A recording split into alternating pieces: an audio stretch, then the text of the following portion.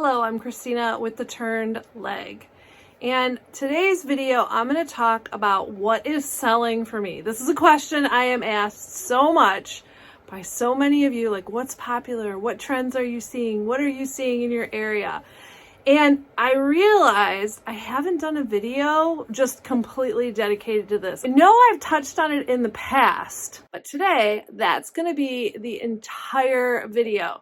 So whether you are a new dealer and just need some inspiration of other things that you could sell that maybe you haven't thought of yet, or maybe you're a dealer that's been selling for a really long time and you just want to be a little nosy and see a little behind the scenes and find out what's working for me, that's what we're going to talk about here today. And if things are not selling well for you, I'm also going to give you some tips to maybe help turn those sales around for you. I'm also going to tell you some things that surprised me, quote unquote trends or things that are supposed to be hot that just aren't doing very well for me. So I hope this will be fun for all of you.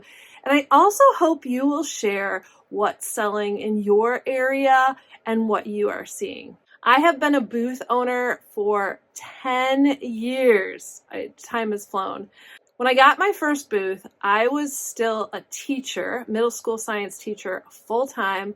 I also was a single mom to my wonderful daughter, April, and I was just doing this for fun. I loved fixing up things I found and finding them new homes, and frankly, my home was bursting. I also had a passion for antiques. When I first got started with my booth, I started with an 8x10, a little tiny space. And luckily, everyone at the Antique Mall, where I still am today, Plaza Antiques and Collectibles Mall in Lincoln Park, were so very nice and helpful to me because honestly, I didn't know what the heck I was doing. I had no clue. I look at pictures of my first booth and I was like, oh my gosh, I'm surprised I actually made the rent some of those months because I started off with just tons of furniture, not many smalls, and luckily I listened to all the good advice that I was given, and I've learned so much over the years. And in time, I got more booth spaces in the antique mall. They got bigger and bigger. Now I have a pretty large space at Plaza Antiques and Collectibles Mall, and I totally love it.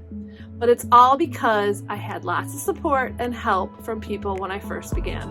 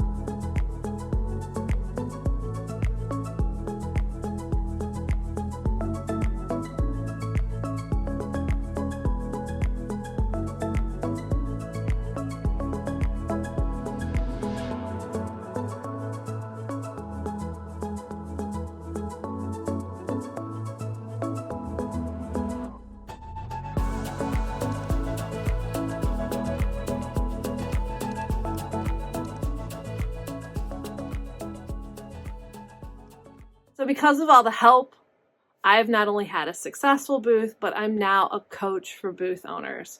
And I do these videos and you guys seem to like them, which is awesome too. I really appreciate that. I do read all of your comments. I also want to do a quick disclaimer that what sells really varies. It varies on so many factors that I'm not going to get into. I am located in Michigan, so of course my sales are going to be different than what's selling in California or New York or Florida. What you sell in your booth can even vary by what is selling from like an hour away from you, like in Toledo, Ohio, or in Northville, Michigan, or up in Lansing, or up in the UP. So you really have to take that in consideration. Just because I say it's doing well for me, I can't guarantee it's going to sell well for you, but you could try it and see how it does. So what do I sell? Well, I sell normal, traditional antiques. I also sell vintage. I also sell home decor items that I have thrifted. I also sell some wholesale items that help people work on their furniture, like paint and iron orchid designs and stencils and things like that. So I really sell a wide range of items. I also sell salvage, a whole bunch of salvage. Salvage is my passion. Old windows, old hardware, table legs, of course legs. Makes sense, right? But what you came for is finding out what I sell. So let's get right into it. I have not put these into a particular order, but I will say my top 2 items are my biggest sellers right now. And then the rest are very high sellers currently. And a lot of them have surprised me. Number 1 biggest seller right now is furniture. I cannot keep furniture in stock, whether it is an antique, whether it is something I have refinished, whether it was something in perfect condition, or even a piece I have painted, upcycled, added a transfer or paint inlay. Furniture items are selling. The second area that's really had good sales are the items that people are buying to fix up their own projects. So I've already mentioned salvage. Salvage is doing really well for me, but I also sell wholesale items like DIY paint, like Sweet Pickins milk paint, like Iron Orchid Designs, which has transfers and inlays and stamps. And molds. I also sell paint brushes. I'm also selling stencils. I'm selling decoupage paper, and those items are also selling really well for me. I think there are 2 kinds of customers that I am serving. One is the customer that wants to buy things and just immediately have it done and in their house, perhaps even staged like I had it staged in my booth, just immediately items that are just ready to go into their home right away. The true antiques, the things that are absolutely perfect. I also have a whole bunch of customers that buy things that are project pieces. Maybe they need a little work, or maybe they're buying items for a project that they have at home, like hardware and paint.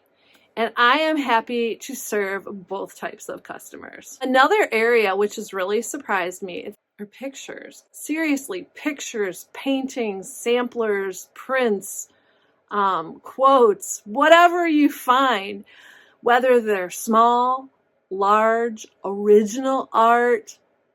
I am seeing a huge surge in people buying pictures of all types and all sizes. So why are people looking for more pictures and art and prints and pretty much things in framed or even unframed? I think the reason is that a lot of influencers are telling people to swap out their artwork seasonally. It's a great way to like refresh your space, and I'm all for that. It is a good trend that I am seeing that helps sales.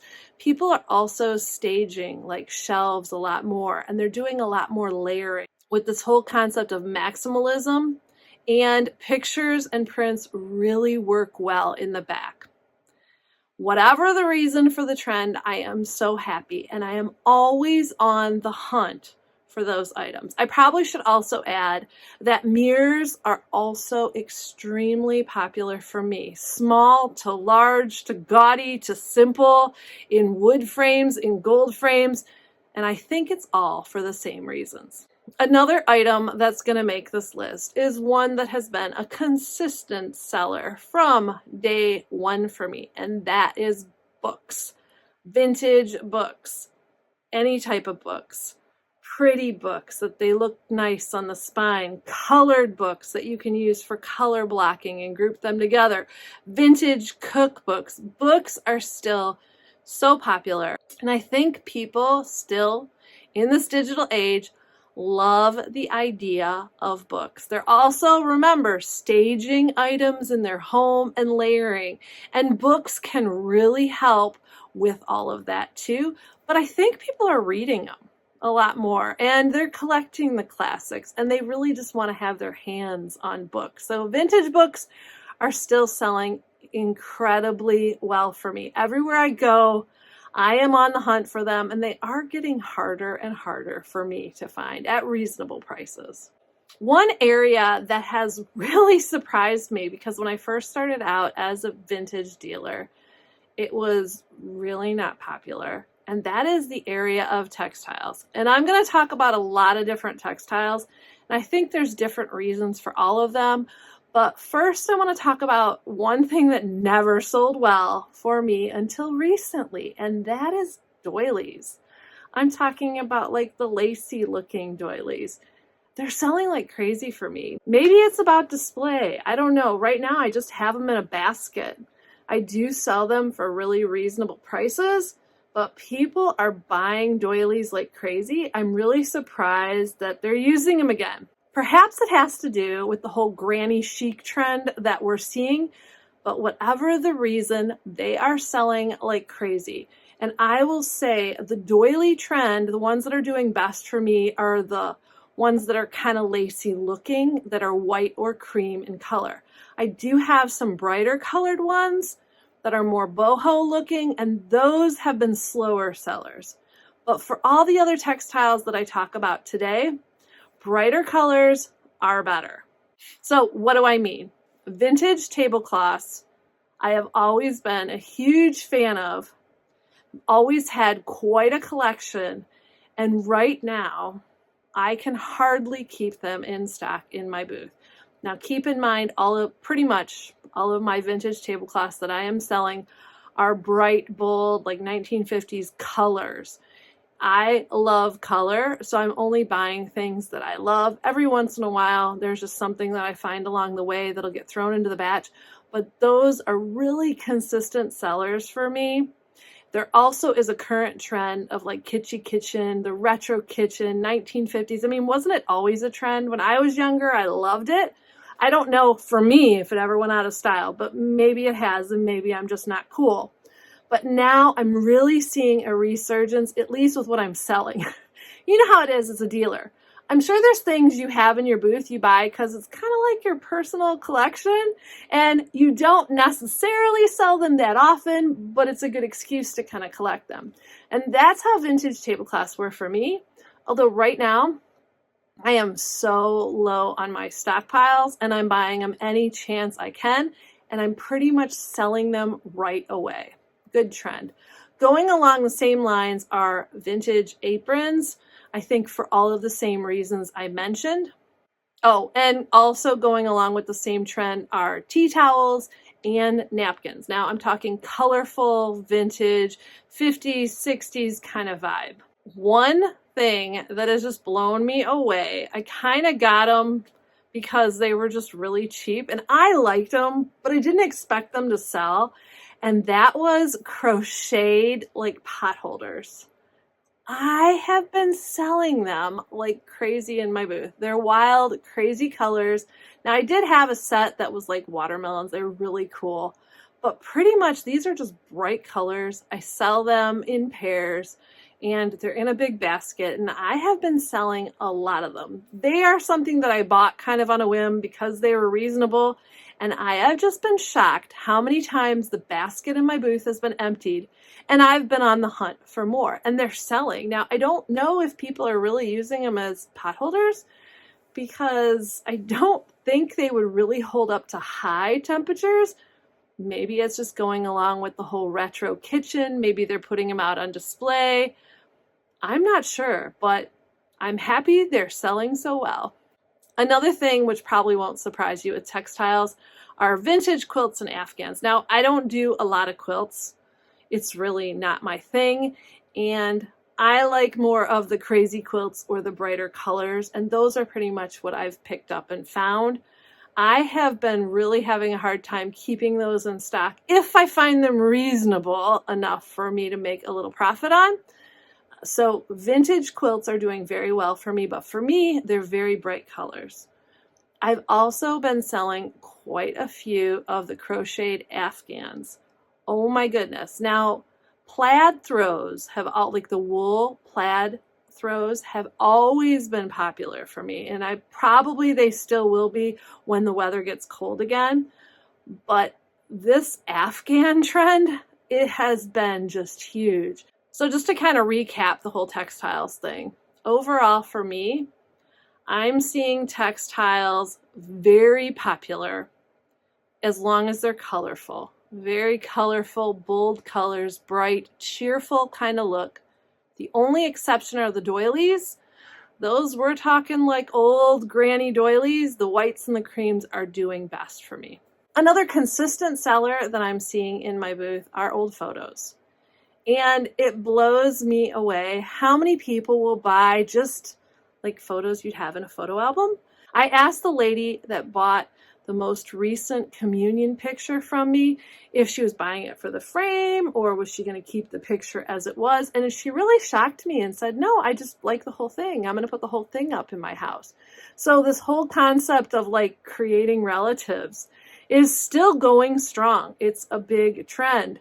And I'm sure it'll make it a little bit more difficult for people when their kids try to go through the house and go like, who is this person? How are they related to us? But it's a good trend for us resellers to see old pictures are really selling well. Another thing that was kind of like my personal collection that I'm so happy is finally caught up to trend are cute planters to hold plants in, like vintage planters that have like people on the front or animals or duckies or things like that. And I have seen so many sales of my vintage planter collection. Now, I'm not seeing the planters that are just bowls and containers and pots that are vintage as much as I am the cute planters. In fact, I recently had a pelican planter that sold, and I've had a bunch that I've had around for quite a while, and they just haven't sold. And this year, they have been selling like crazy. And I'm really happy to report I have finally sold a clown planter that I had. I am not a huge fan of clowns, but I liked the colors on it, so I kept it in my booth and it sold. I was like, phew. And I probably should also mention, I think we kind of did with textiles, that anything cute, kitchen, bright, cheerful, colorful has been doing well. And that includes the textiles we talked about. It also includes cookbooks, but it includes things like mugs and canister sets and bowls and servingware. And of course, like Pyrex. But for me, mostly the very colorful ones are really seeing a resurgence and lots of good sales. The last thing I want to mention, and I promised I would report on this, is that I created a while back a bag wall full of like mini little things that I was selling. I also in my booth have been selling bags of small stuff like matches in bags or buttons in bags or wooden spools or bingo numbers or like mismatched dominoes, just little tiny groupings of things in bags and or jars.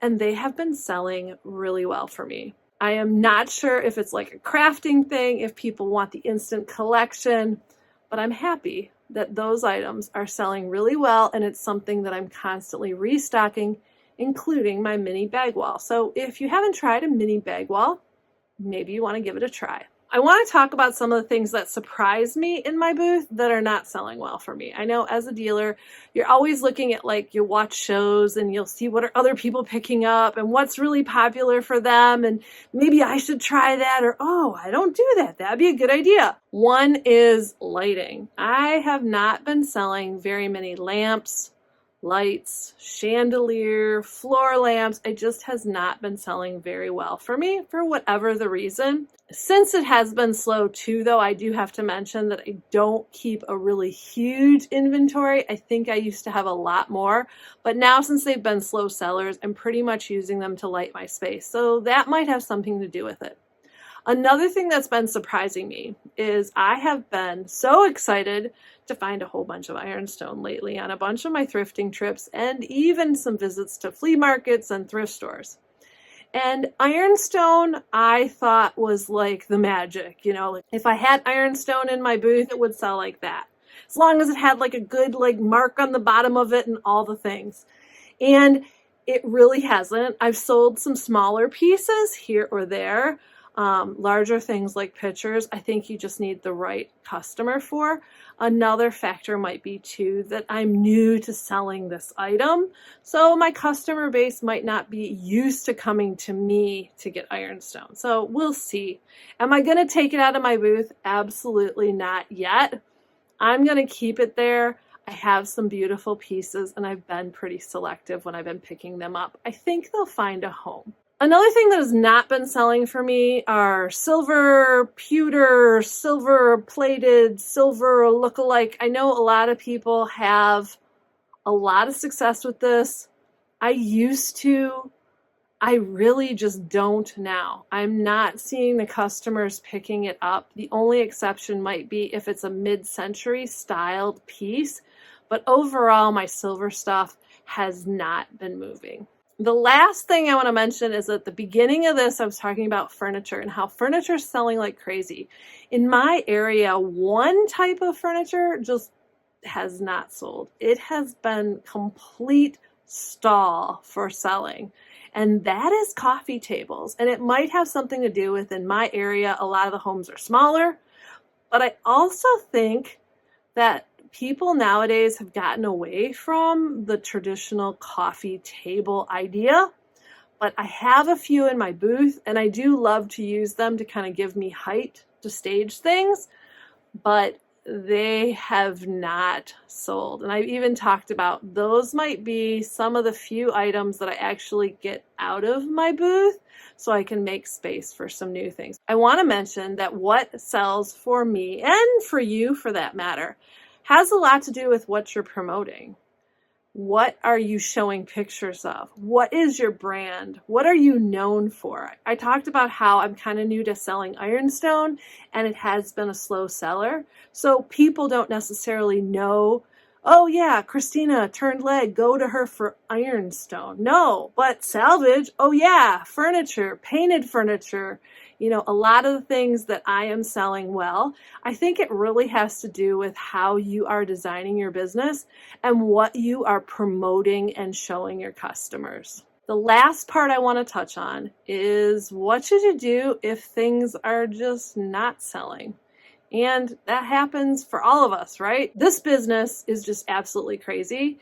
And there is no crystal ball that'll say, okay, this will sell. You must buy it. You're going to be wickedly successful if you purchase this. I mean, I wish we knew some of that. But sometimes you're like, really? That sold? The clown planter? I can't believe that sold. You're absolutely shocked. So I encourage you, if you're not selling for whatever reason or you're not selling well, you need to take some time to evaluate and figure out what you can do to help your business and to help get more sales. One of the things I always say is your booth is not going to work unless you do. I don't mean like drive yourself absolutely crazy, but this business is hard. It takes a lot of work. It takes a lot of effort. And it's not something where you can sit back, just put everything in your booth and go, okay, sell, I'm done. I think the people that do well with their booths are the people who are working it. They're going into their booth.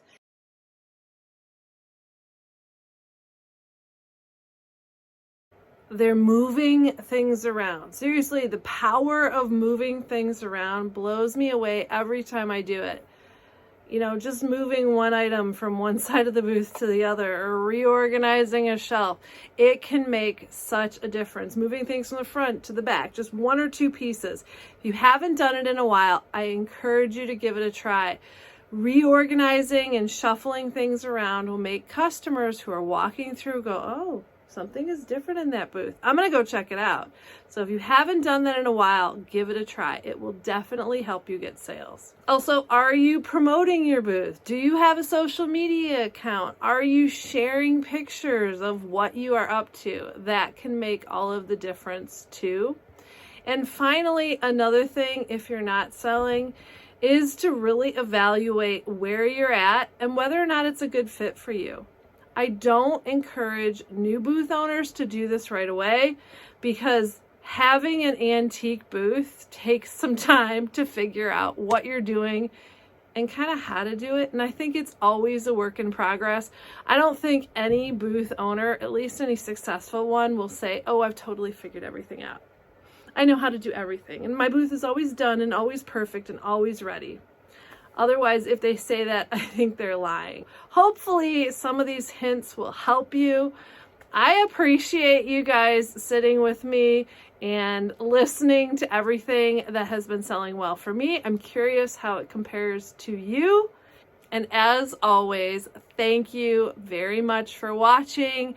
Thank you for clicking the like button. Thank you for sharing this out to other people if it is helpful. I think as booth owners, it is so important for us to have a strong community and to really help one another. Once again, if you are interested in joining my booth owners business group, private community, the information is down below. But I also encourage you, if you're in an antique mall and there are some newbie booth owners there, to at least reach out, say hello, and give them like a friendly face or someone that they can talk to, because it makes such a huge difference. Now get out there to salvage, repurpose, and create.